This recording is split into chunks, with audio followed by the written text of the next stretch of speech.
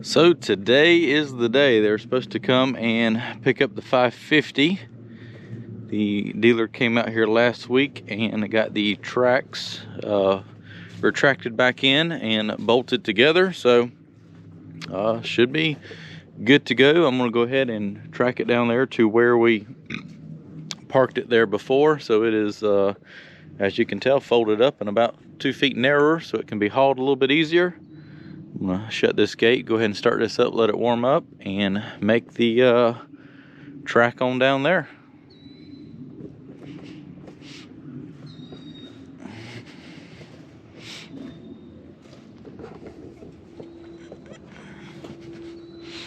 I missed the big old bucket of this thing.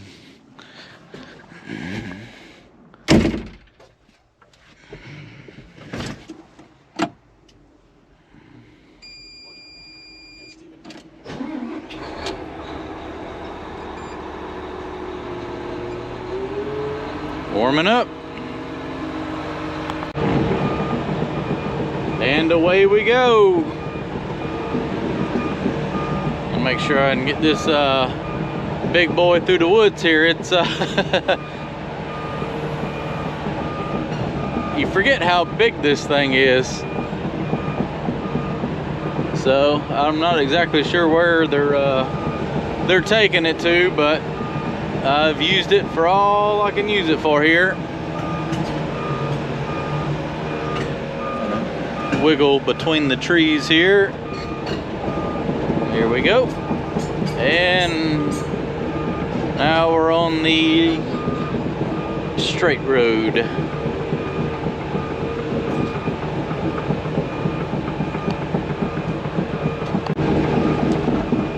So I'm not gonna lie, I'm gonna miss this thing. But in reality, it's too big for my everyday operation, just for the pure fact of, you know, moving it around, the logistics, what it takes to move this heavy beast. I think more of like a 350, 400, something that I can haul, you know, in one piece, don't have to take the bucket off, you know, extend the undercarriage.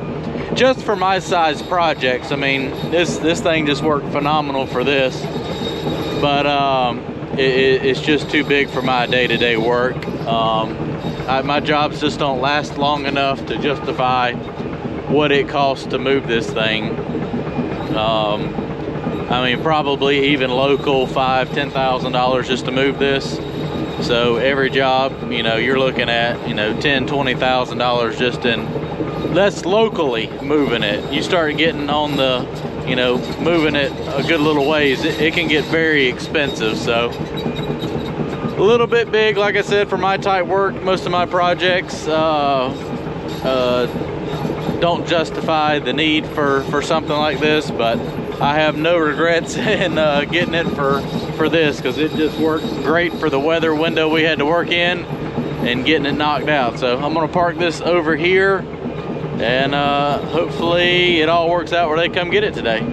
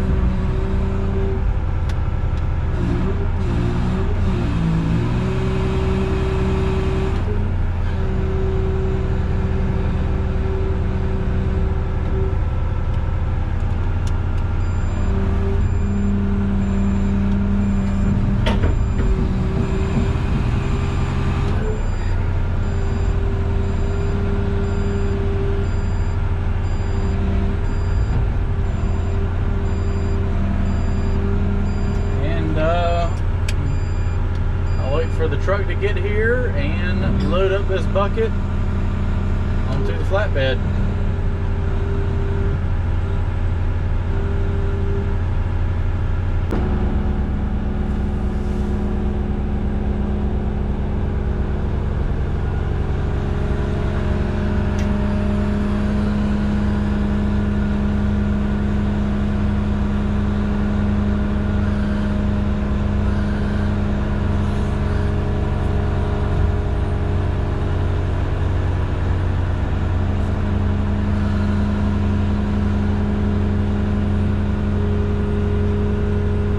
David, can you spin it just a little bit? I want the teeth facing the edge of the trailer.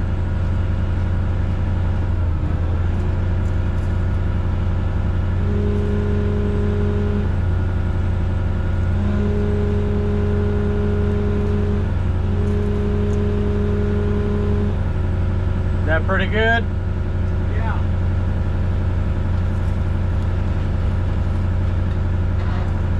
We got on the other side.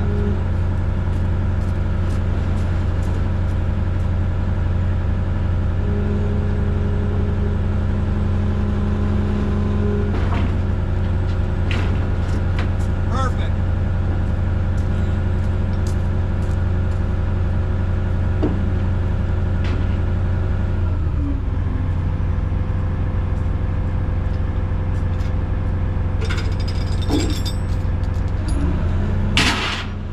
I can get that off on the ground.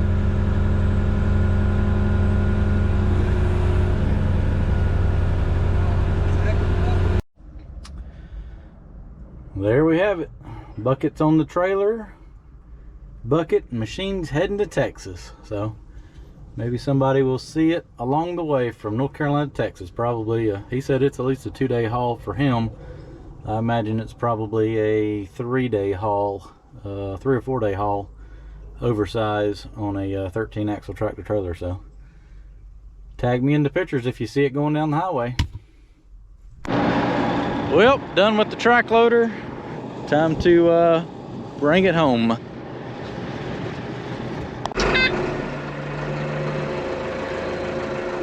Can't beat this old thing. Always fires right up. Getting close to 6,000 hours, 5,992 on a 1989 model.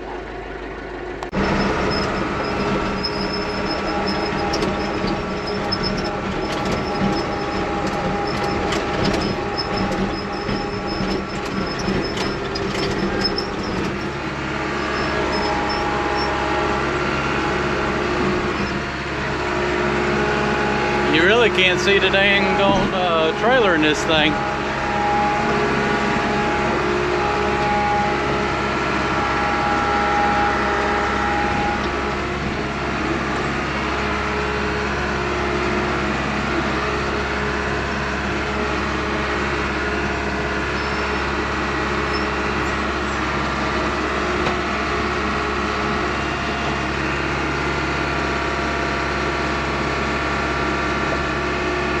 There we have it.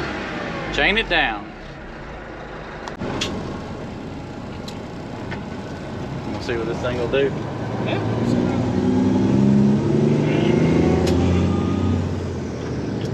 I don't want no loose binders when we get there, though. Try to keep it under 100. Under 100, yeah. Posted speed limit is 45, so we shall not exceed that.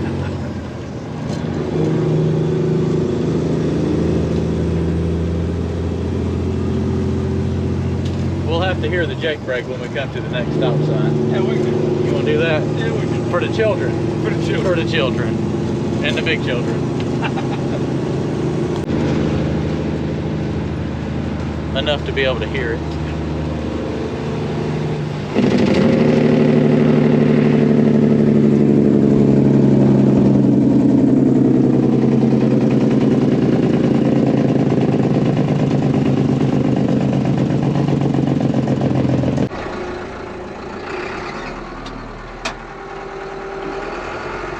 Off we go.